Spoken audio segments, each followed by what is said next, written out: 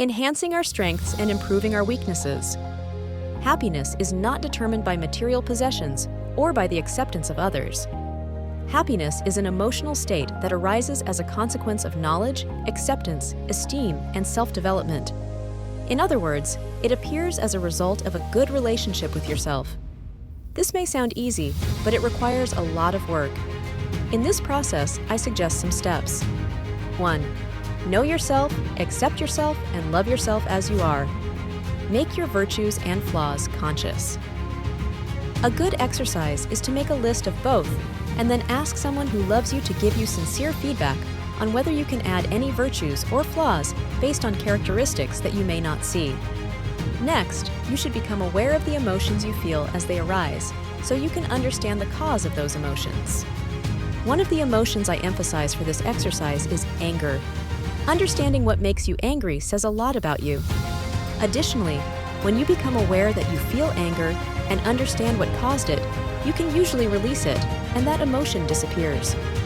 This exercise should be done with as many emotions as possible. Once you know what triggers each emotion, you should seek instances and people that generate pleasant emotions and distance yourself from situations and individuals that generate less pleasant emotions. From a metaphysical perspective, emotions are frequencies or vibrations that we generate when we feel them. Thus, these emotions form a continuum of different frequencies that make our bodies vibrate, attracting people who vibrate at the same frequency or repelling those who vibrate at another frequency. This continuum of frequencies from lowest to highest includes shame, guilt, apathy, suffering, fear, desire, anger, pride, courage, neutrality, willingness, acceptance, reasoning, love, joy, peace, and enlightenment. This is perfectly exemplified when we vibrate a tuning fork, which, by being near another tuning fork of the same frequency, causes it to vibrate. This only happens when both tuning forks have the same frequency. If they have different frequencies, one will not make the other vibrate. Therefore, it is crucial that you recognize and understand your emotions so that you can manage them properly to prioritize instances and people that generate positive emotions. As a result, by consistently expressing positive emotions, you will attract people who express positive emotions, creating a snowball effect. This effect applies to both positive and negative emotions. In other words, it is most common for one to want to be near cheerful and affectionate people rather than sad, angry, and envious ones. So, be one of the former. Once you know yourself, accept yourself, and love yourself, and have positive thoughts and gratitude for life, you will be able to spend time alone and enjoy it. You become good company for yourself, and as a consequence, you're ready to be good company for others as well. 2. Develop yourself as a person in an integral way. Once you know, accept, and love yourself, you can move on to the next step, enhancing your virtues and tempering your flaws. In this sense, some people choose to only enhance their virtues to prioritize time, while others also seek to improve their flaws. Which choice to make is a personal decision. I believe that flaws, as long as they do not pose a hindrance to you or cause harm to others, could require less time to work on. However, flaws that you dislike in yourself, or those that might harm others, must be continuously worked on and improved. Aim to be a better version of yourself every day in every aspect. Learn, grow, and move toward your goals. Mind. Meditate, read, listen, and analyze. Learn as much as you can. We could say that the mind is represented by intelligence, both intellectual and emotional. If you ask me, I believe the latter is more important and definitely takes you farther in life. Empathy is the foundation of emotional intelligence. Understanding how the people around you feel gives you the knowledge to know how to help, treat, and relate to your environment better. This way, you can establish leadership and effectively motivate others to achieve great objectives. Intellectual intelligence represents the academic aspect. Reading is basic in this regard. It is like having a conversation with wise people who have much to say. Incorporate the habit of consistent reading of books that resolve your doubts, help you understand the world better, and make you a better person. Frequently challenge your mind in the ways you enjoy the most. Step out of your comfort zone. Surround yourself with people who have more knowledge than you and learn as much as you can. Share that knowledge with those who know less than you, always in a simple and humble manner. Knowledge is a powerful tool for achieving your goals, and the main principle is constant self-learning. People who achieve their goals, among other qualities, have the ability to continually learn and educate themselves. This is independent of the university degree you may pursue. It is a useful tool as a foundation. Specialize in an area you enjoy and use your knowledge to help others. Spirit. The most important things in life are those that cannot be seen with the eyes. They are seen with the heart. A mother's love is one of the strongest and most important things in life. Where is it housed? In which organs is it located? You might think it's in the heart, but if the day your mother leaves this planet, you perform an autopsy and slice her heart in search of that love, you won't find it. The acts your mother performs out of love are consequences of her love, but that infinite love cannot be seen. Your spirit and soul are others things you cannot see. The soul is your immaterial essence that transcends your body, your true self. And the spirit is the way of relating to the immaterial environment, to the metaphysical. Some call it God, others the universal energy. The name doesn't matter. What's important is that you understand there are things that transcend the physical and are of utmost importance. We are immaterial beings living an earthly experience.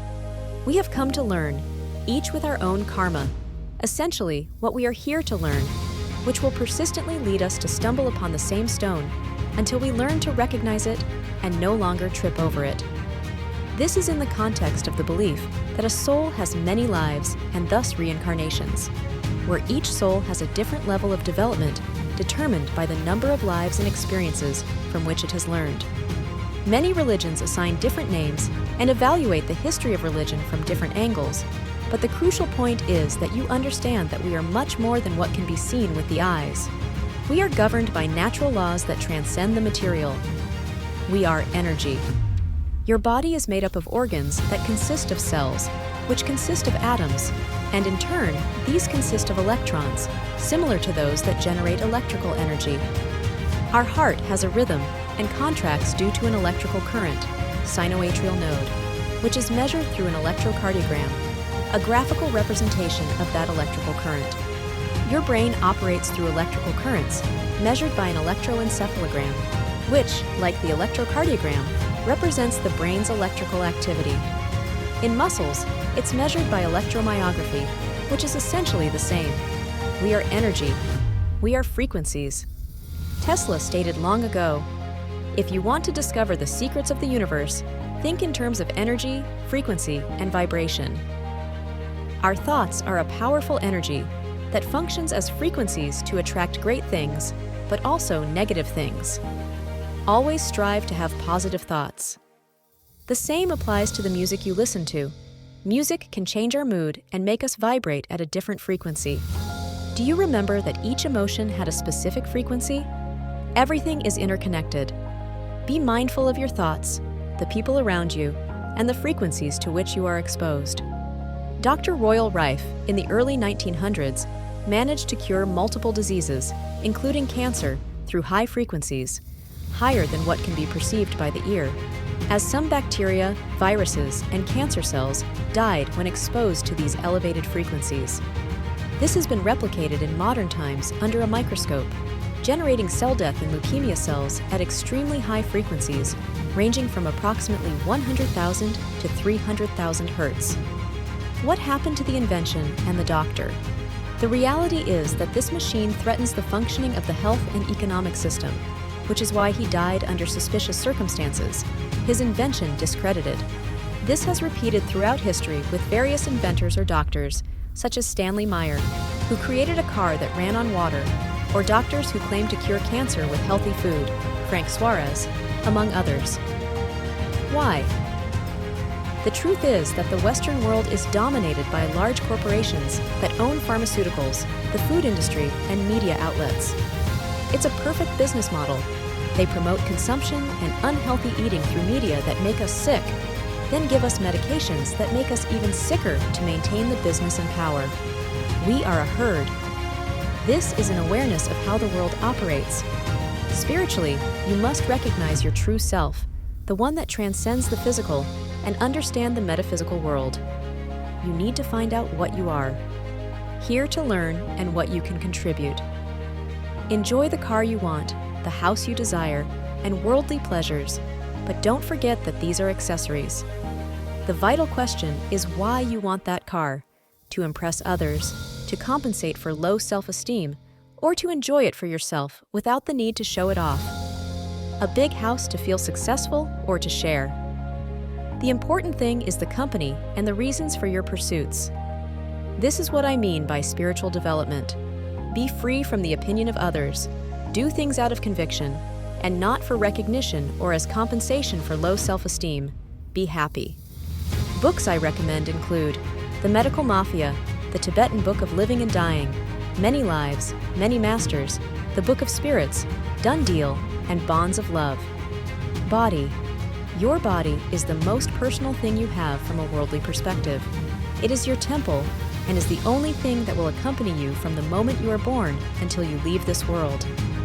I don't think it's necessary to argue why you should take care of it, but remember, if you don't take care of it, no one will do it for you. It's up to you to make your body a source of comfort, joy, and a vehicle for enjoyment, or a source of frustration, sadness, and suffering. How to take care of it? Simple. Regular exercise and healthy eating. Regular exercise. Ideally, at least 5 hours a week, combining flexibility activities, cardiovascular exercise, and strength training. The specific location and type of exercise should be tailored to each person, focusing on personal preferences and the feasibility of maintaining the exercise over time. I suggest exercising at the same time and in the same place so that it easily becomes a habit.